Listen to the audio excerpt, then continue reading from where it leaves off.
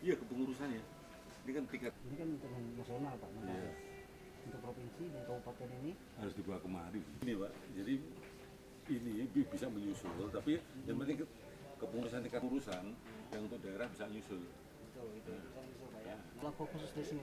Nanti kita juga mengeluarkan juga belangkonya. Oh, udah disiapkan juga. Jadi dari Kim. Pak Trisno, ya, Kaya. gimana? Mau daftar ulang kapan? Mungkin besok kita bisa di sini. Oh, bisa kan? Jadi Bapak misalnya ketemu si A, si B, si C tetap dibantu. Gitu. Jadi kira-kira apa yang masih bingung? Ya. Yuk.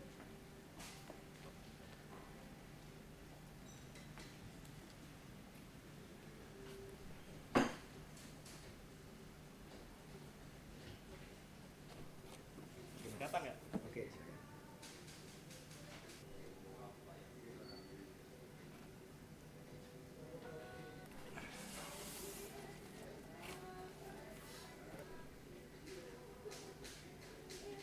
Vino kan.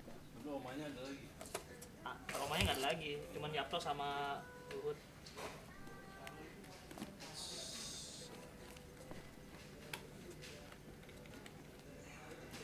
Iya, cekal dia sama Kamelia.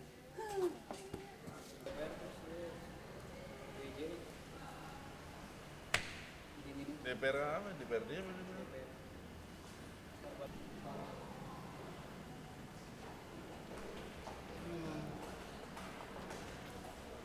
Ya, keluarkan PJTV-mu.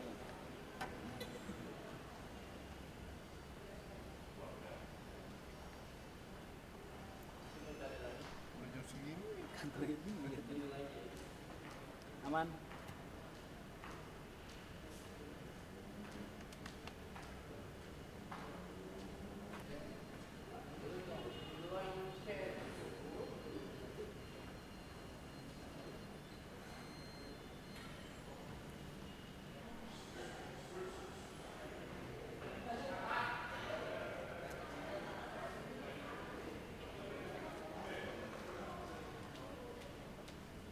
新しくさん、こっち来て。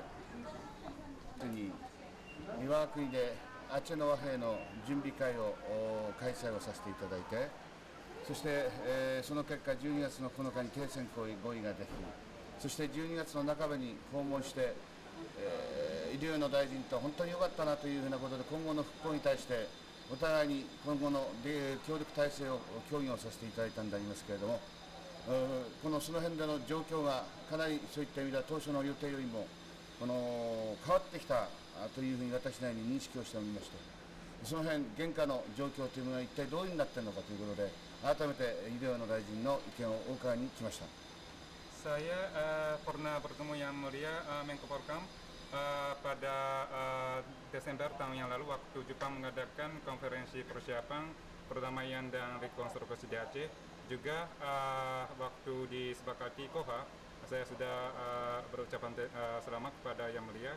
Maka kali ini saya ke sini untuk memberikan kata selamat kepada Yang Mulia yang sedang secara giat menekuni masalah Aceh. Kemudian saya juga dapat informasi dari Yang Mulia bagaimana perkembangan yang sedang terjadi di Aceh gitu Pak. Melihat perkembangan Aceh, apakah Jepang akan mendukung Indonesia? Aceh Untuk Mundai menyelesaikan masalah dengan GAM. アーチェ問題について今後一層日本政府が何かやることが予定されてるんですか。今後十分大臣とも協議をしつつやれることは協力を最大限惜しまないと考えております。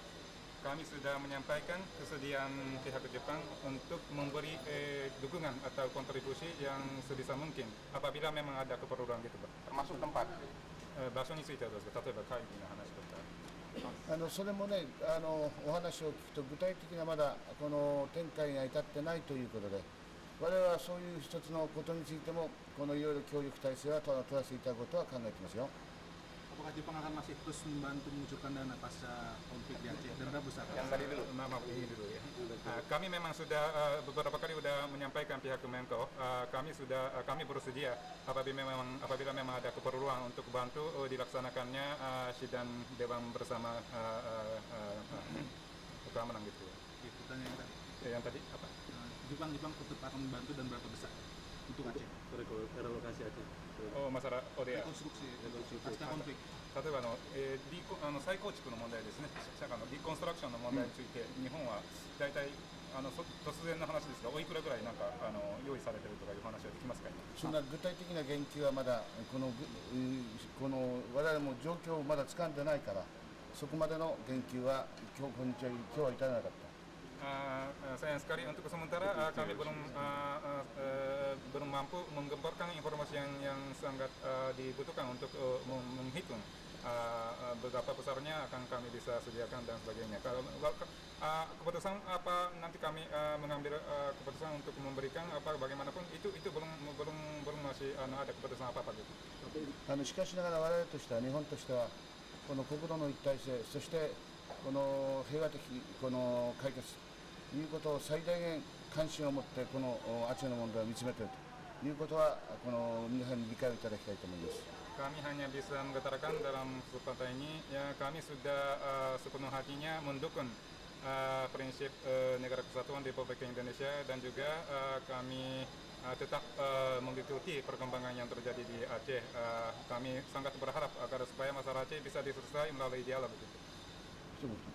あとこの国へのアチェのへの支援ということでは、すでに800万ドル近くを和平合意後、私ども貢献させてきていただいていると。特に人道分野でですね、食料の援助とかそういうことをやってきています。で今後和平がプロセスが進展すれば、日本としてはさらにアジアに対する支援を本格化したいというふうに考えています。Untuk sementara sampai saat ini pemerintah Jepang sudah menyalurkan dana sebanyak 8 juta dolar Amerika Serikat yang bisa diperuntukkan untuk rekonstruksi masyarakat Aceh, juga untuk pembangunan sekolahan dan puskesmas dan sebagainya sudah kena penyerangan PKK. Kemudian kalau memang dalam masa yang akan datang kalau ada perkembangan masalah Aceh, kami pemerintah Jepang bersedia untuk menambah jumlah dana yang akan disalurkan untuk Aceh gitu. Berarti mendukung juga operasi militer ya jika dialog gagal. 和平に対する解決が達成されない場合、軍事作戦について日本は賛成されるんですか？今そこまでは全く我々としては考えておりません。 Kami belum pernah berdiskusi masalah hal itu. あえて我々の原則を先ほど申し上げました。 Ya, prinsip yang pegang oleh pemerintah Jepang seperti itu, seperti ya pendudukan NKRI dan sebagainya. Ya, udah ya. Iya betul. Kita dulu. Iya Wahab dulu bicara di kopi.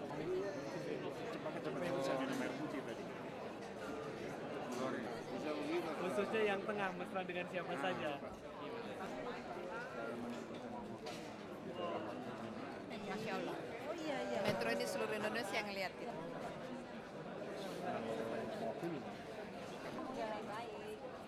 Di komisi tadi kita anak perempuan yang mencari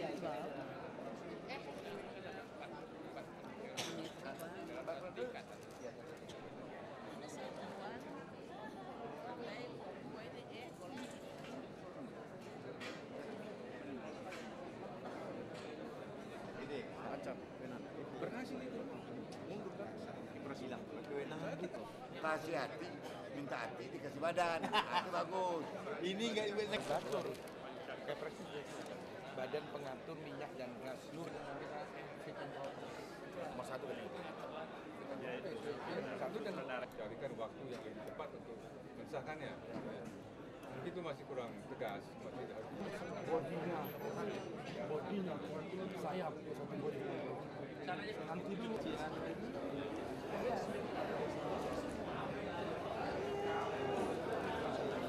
Ini. Udah. Satu lagi dong. Gimana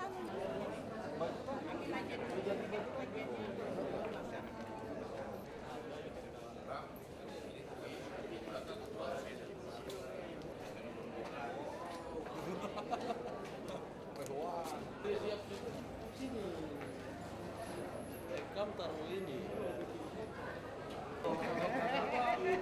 Bagus ini. Nah kan sudah. Sekarang orang tahu sih. Itu dulunya. Jadi yang ini. Ya pertanyaannya gimana? Nah, jadi mungkin yang akan dibawa ke ini nanti Pak, rekomendasi untuk dibawa ke rapat paripurna terakhir dari masing-masing komisi. Ya jadi begini, komisi-komisi ini sudah bersidang ya, dan dalam persidangan itu sebagian besar komisi dan tidak ada yang voting lah, semuanya dicapai melalui musyawarah mufakat, termasuk hal yang tadinya orang memperkirakan itu mau voting itu juga ternyata tidak, termasuk adalah masalah waktu konvensi. Jadi konvensi akan dilakukan kira-kira pada bulan Januari, tapi sebelum itu akan ada penciutan peserta konvensi. Kalau peserta konvensi itu terlalu banyak menjadi 5 pada bulan Oktober. Kemudian peserta suara itu DPP akan memperoleh 18 suara. Kemudian DPD 1 masing-masing 3 suara, DPD 1 masing-masing 1 suara. Kemudian ormas yang didirikan dan ormas yang mendirikan itu masing-masing 1 suara, termasuk KPPG dan MPG. Dan seluruh masalah-masalah ini sudah diperhitungkan dengan perhitungan-perhitungan yang berkaitan dengan pembicaraan mengenai undang-undang pemilihan presiden dan wakil presiden. Kira itu. Ya. Terima kasih Pak. Jadi baru laporan ke dari komisi ke paripurna. Baru 1 komisi, baru A1 saja. Masih ada 5 komisi. Apakah berarti memang masih ada pasal yang masih? Oh, kemungkinan besar masih terjadi. Karena tidak semua di komisi bisa disepakati, bisa diselesaikan dengan baik. Jadi mesti nanti di paripurna juga masih ada pendapat-pendapat peserta atau peninjau lain yang di luar komisi yang bersangkutan. Tapi kalau untuk konvensi dan komposisi kan itu udah cukup ini Pak. Nanti akan dilakukan sebelum. Ya kita semua kan belum tahu, kan baru yang di komisi yang bersangkutan yang mengetahui, yang lain kan belum tahu. Kira-kira bakal masih jadi ganjalan? Mungkin masih ada beberapa ya. Karena misalnya seperti kapan konvensi dilakukan gitu kan masih walaupun sudah disepakati sebelum pemilu, tapi apakah konvensi itu menghasilkan unggulan 1 pasang atau masih beberapa pasang kan belum tahu. Gitu. Itu kan masih jadi debatable gitu. Masih ada perbedaan suara. Gitu. Kemudian bagaimana dengan ketentuan-ketentuan yang undang-undangnya saja belum selesai kan gitu. Kan undang-undang pemilihan presiden kan belum selesai ya. Nah di situ apakah nanti akan ada modifikasi lain, kita juga belum tahu. Dengan adanya UU Pilpres nanti apakah ditakutkan hasil rapim nanti bisa bertentangan dengan UU Pilpres? Nah itulah. Nah, yang kami khawatirkan itu, gitu. Yang kami khawatirkan itu. Bisa membawa pengaruh positif, mendasar dan strategis bagi perjalanan proses demokrasi dan proses kepemimpinan di Republik Indonesia. Intinya adalah bahwa saya selalu percaya bahwa sebuah proses demokrasi yang ingin kita lakukan di tingkat nasional, di tingkat negara, itu pada dasarnya harus ditopang oleh proses demokratisasi yang dilakukan secara tulus, secara runtun, secara berencana di intern masing-masing partai. Nah, saya melihat bahwa Partai Golkar pada hari-hari ini tengah memasuki proses itu. Dan saya bukan hanya mengapresiasi teman-teman dari berbagai penjuru Indonesia yang saya lihat sangat serius di sidang-sidang melakukan upaya ini, dan saya yakin betul ini pengaruh teman-teman pers juga ya dalam proses persiapannya, dan terutama nanti memonitor sehingga pelaksanaannya betul-betul bisa dilaksanakan dengan baik. Nah, highlight ya, pertama misalnya keseriusan kita untuk mengimplementasikan undang-undang pemilu, menginginkan bottom up betul-betul prosesnya dari bawah dan tampaknya diadopsi dengan baik.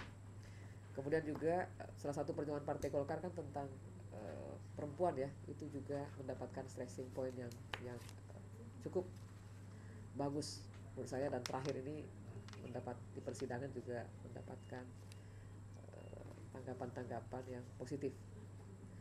Kemudian khusus untuk konvensi ada hal yang menarik juga menurut saya terjadi dan langkah maju, yaitu pertama betul-betul proses seleksinya ini melibatkan seluruh tingkatan partai, dan yang mendapatkan voting right tertinggi ya itu adalah DPD 2, jadi betul-betul grassroots. Dan ketika DPD 2 mengambil keputusan itu pada dasarnya mengajak kecamatan-kecamatan, pengurus kecamatan, dan ketika kecamatan mengambil keputusan diharapkan itu juga akumulasi dari pimpinan desa, dan ketika desa semuanya memberikan masukan itu sudah rakyat terlibat di dalamnya. Nah, kelebihan Partai Golkar adalah bahwa aparat partainya memang sudah sangat mengakar sampai di bawah. Jadi proses ini memungkinkan terjadi. Ini nanti 5 calon itu akan muncul dari bottom up dari DPD kabupaten ya. Jadi nanti akan ada 400 kemudian dimasukkan ke provinsi, lalu pada prakonvensi pada Oktober itu akan didapatkan 5 calon. Nah, rencananya pada sebelum pemilu mungkin sekitar bulan Januari. Kalau di Amerika itu biasanya summer dipilih. Dengan bicara tentang kubu ya, saya ingin diskusi tentang hasil rapim ini membawa penyamaan persepsi, penyatuan pikiran, proses untuk memfokuskan kegiatan kita untuk sebuah proses secara sehat, secara demokratis, dan secara transparan. Dan saya melihat insya Allah kalau Golkar berhasil melakukan ini, sesungguhnya itu adalah investasi untuk bangsa sekaligus. Jadi di mana program konsolidasi ini merupakan modal bagi kami untuk menghadapi agenda politik ke depan, dan kemudian juga berdasarkan program-program nyata, program-program konkret yang dilakukan oleh Partai Golkar di tengah-tengah masyarakat yang juga mendapatkan respons dari masyarakat yang cukup tinggi, dan itu saya saksikan sendiri dalam setiap kunjungan-kunjungan saya ke daerah.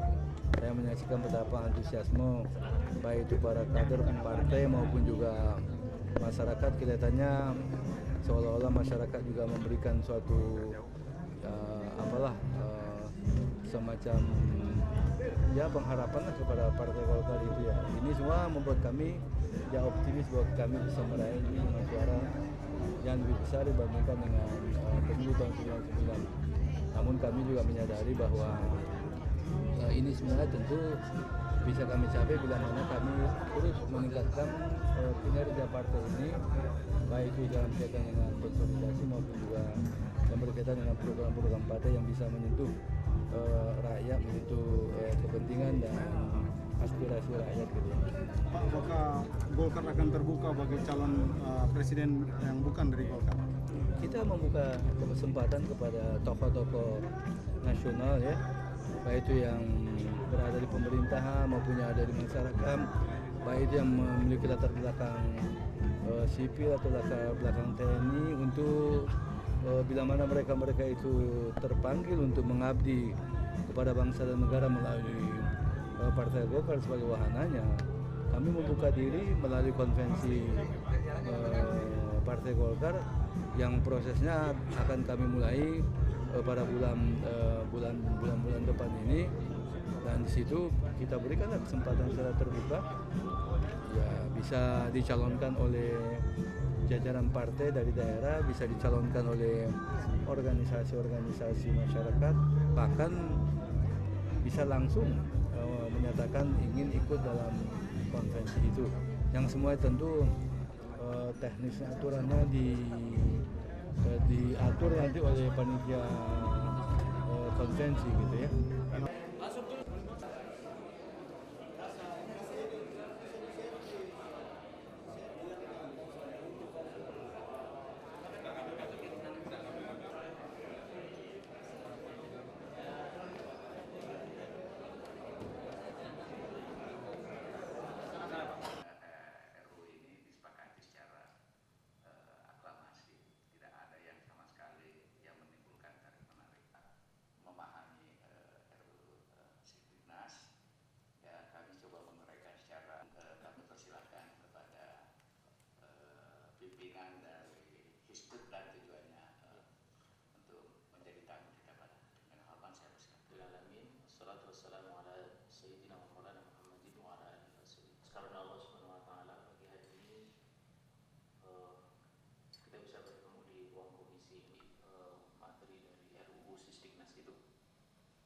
Oleh karena itu untuk sekalian, baik, Bismillahirrahmanirrahim. Pernyataan Hizbut Tahrir, sumber daya manusia yang bermutu merupakan prasyarat dasar bagi terbentuknya peradaban yang baik. Sementara sumber daya manusia yang buruk secara pasti akan melahirkan masyarakat yang buruk pula. Negara bertanggung jawab atas terselenggaranya pendidikan yang baik bagi seluruh rakyat, menyediakan sarana prasarana yang memadai, guru yang berkualitas dan biaya operasional, terutama mengarahkan agar sistem pendidikan yang diselenggarakan mampu mewujudkan tujuan pendidikan sebagaimana dijelaskan di atas. Pengembangan sains dan teknologi dilakukan dengan sama sekali tidak berlandaskan nilai agama. Kalaupun ada, hanyalah etik yang pada kenyataannya juga bersifat material. Sementara pembentukan karakter peserta didik yang merupakan bagian terpenting dari proses pendidikan justru kurang tergarap secara serius. Oleh karena itu, Hizbut Tahrir Indonesia menyerukan, satu, agar sistem pendidikan di Indonesia benar-benar disusun tidak lagi berlandaskan pada paham materialisme atau sekularisme, melainkan berlandaskan pada nilai-nilai Islam, agama yang dipeluk oleh mayoritas penduduk negeri ini, di mana pendidikan agama dan internalisasi nilai-nilai agama, nilai-nilai Islam, baik dalam materi pelajaran maupun dalam budaya pendidikan, itu dilakukan secara sungguh-sungguh agar kesalahan yang terjadi di masa lalu tidaklah terulang. Dan ini harus dilakukan baik oleh lembaga pendidikan yang diselenggarakan oleh pemerintah maupun swasta. Dua, lembaga pendidikan swasta yang berorientasi bertentangan dengan arah pendidikan sebagaimana dimaksud di atas harus secara tegas dinyatakan berjalan di luar sistem dan dinyatakan melanggar. Apalagi bila melalui pendidikan itu ada maksud-maksud terselubung, yakni untuk memurtadkan anak-anak muslim dari agamanya. Tiga, penolakan lembaga pendidikan swasta, terutama yang berbasis agama Kristen, untuk memberikan pendidikan agama sesuai dengan agama peserta didik dan dilakukan oleh guru yang seagama, menurut kami jelas-jelas merupakan sebuah upaya menentang arah pendidikan yang benar. Pendidikan itu harus dilarang menerima murid yang beragama Islam, atau murid yang beragama Islam harus dilarang untuk memasuki lembaga pendidikan itu. Ke sekolah yang justru akan mengancam tauhid atau akidah anak. Tauhid adalah bagian yang paling esensial dari hidup seorang muslim. Dari tauhid akan terlahir cara berpikir. Indonesia juga menyerukan untuk menyusun sistem pendidikan yang terbaik, yakni yang berlandaskan nilai Islam. Jika tidak, akibatnya sungguh sangat mengerikan, yakni akan terlahir generasi yang bermutu rendah, baik rendah imannya, rendah pula penguasaan sains dan teknologi serta keahliannya. Jakarta, 27 Safar, 29 April 2000. Yusanto. Bapak Ibu sekalian, demikianlah pernyataan dari ini. Sedang merasakan krisis multidimensi, dan berulang kali orang mengatakan bahwa krisis multidimensi ini ada nilai-nilai Islam yang dipeluk oleh mayoritas penduduk negeri ini. Kemudian yang kedua adalah seperti IPB, UI, kemudian UGM dan ITB, perguruan tinggi yang masuk dalam kategori BUMN itu menjadi sangat mahal. Kami untuk seluruh rakyat bertentangan pula dengan kewajiban negara untuk menyelenggarakan pendidikan secara murah atau syukur-syukur bahkan secara gratis bagi rakyat. Dan kalau itu terus berlangsung, gejala kapitalisasi diantaranya di dalam bentuk BUMN itu.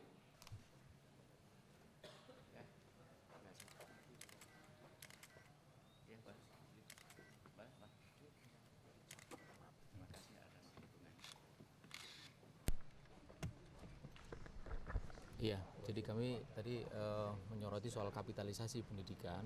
Jadi kita melihat ada kecenderungan bahwa pendidikan itu bukan menjadi bagian dari public services atau pelayanan masyarakat, tetapi menjadi institusi yang berorientasi pada profit gitu. Terutama ini muncul gejalanya pada lembaga pendidikan yang diselenggarakan oleh masyarakat.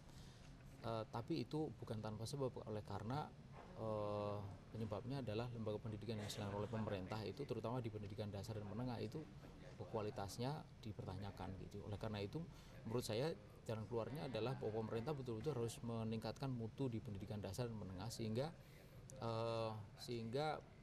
masyarakat tidak perlu lagi mencari pendidikan alternatif yang mahal. Itu satu. Kemudian yang kedua adalah gejalanya di pendidikan tinggi gitu. Dengan adanya BHMN ini membuat pendidikan tinggi itu menjadi sangat mahal. Di UGM saja itu fakultas kedokteran bisa sampai 100 juta gitu. kemudian SPP-nya itu bisa 9 juta sekarang ini. Nah ini kan suatu hal yang saya kira sangat bertentangan dengan prinsip-prinsip pendidikan sebagai bentuk layanan masyarakat yang semestinya harus bisa dijangkau, murah, cukup bisa gratis gitu. Kalau tadi disebutkan bahwa ini untuk menghindari subsidi yang tidak seimbang ya, karena ada orang kaya dan sebagainya, menurut saya pendidikan itu karena itu hak seluruh rakyat maka bisa diterima, seharusnya bisa dinikmati oleh siapapun baik dia kaya atau miskin gitu loh. Itu tidak seperti sekarang ini kalau teorinya itu ada beasiswa, pada kenyataannya beasiswa itu sangat terbatas gitu dan tidak bisa menyeluruh. Akhirnya kemudian mereka yang memang memerlukan itu merasa tidak sanggup tidak sekolah di sekolah yang mahal itu, belum lagi dia mendapatkan beasiswa ya dia sudah mundur gitu. Ini yang terjadi kaitannya gitu. dengan mutu pendidikan sendiri dengan lapangan kerja yang sekarang ini menuntut peningkatan sains dan segala macam itu menurut Anda lemah nggak? Ya saya kira memang ini persoalannya ada dua. Pertama pada lapangan pekerjaan yang memang itu bagian dari pertumbuhan ekonomi, mestinya memang investasi ya. Jadi pemerintah mendorong investasi dengan satu caranya juga adalah menyetop satu bentuk kegiatan ekonomi yang membuat uang bertemu dengan uang. Jadi kalau menurut kita ya, misalnya kayak riba, kemudian judi dalam berbagai bentuknya, termasuk kalau dalam istilah Maurice Elice itu pedagang saham itu sebagai big casino, itu harus dilarang supaya kemudian uang itu beredar di sektor real sehingga terbuka lapangan pekerjaan. Itu yang pertama. Kemudian yang kedua adalah memang betul pendidikan akan menentukan kualitas sumber daya manusia khususnya dalam bidang keahlian. Nah ini yang saya kira harus ditinjau secara menyeluruh, apakah pendidikan yang ada sekarang ini memang kompatibel dengan perkembangan tuntutan modernisasi pekerjaan dan sebagainya gitu. Format Hizbut Tahrir untuk Diknas Pendidikan Nasional itu supaya bernilaikan Islam gitu. Iya, yang pertama kami tadi menyebutkan pendidikan itu harus berlandaskan kepada akidah Islam atau nilai-nilai Islam. Kemudian yang kedua dari yang itu akan menjadi dasar bagi penyusunan kurikulum, materi ajar, kualifikasi guru, kemudian proses-proses pendidikan maupun budaya sekolah atau budaya kampus yang dikembangkan. Nah, selama ini agama itu hanya masuk di dalam pendidikan agama, tapi agama tidak masuk di dalam materi-materi ajar, dan yang paling parah agama tidak menjadi bagian dari atau menjadi dasar dari proses pendidikan dan budaya pendidikan atau budaya kampus dan sekolah. Akibatnya kemudian agama itu tersingkir gitu, jadi sangat periferal. Itu yang pertama. Kita menginginkan itu menjadi landasan. Kemudian yang kedua adalah menyangkut pembiayaan. Jadi pendidikan itu betul-betul diletakkan sebagai bagian dari public services gitu, sebagai pelayanan masyarakat di mana negara yang mengambil alih itu. Jadi peran swasta dalam hal ini seharusnya semakin kecil, bukan semakin besar seperti sekarang ini. Ini kan peran terbalik gitu. Kalau menurut saya itu perkembangan yang bertentangan dengan prinsip pendidikan dan juga tugas negara untuk melayani masyarakat.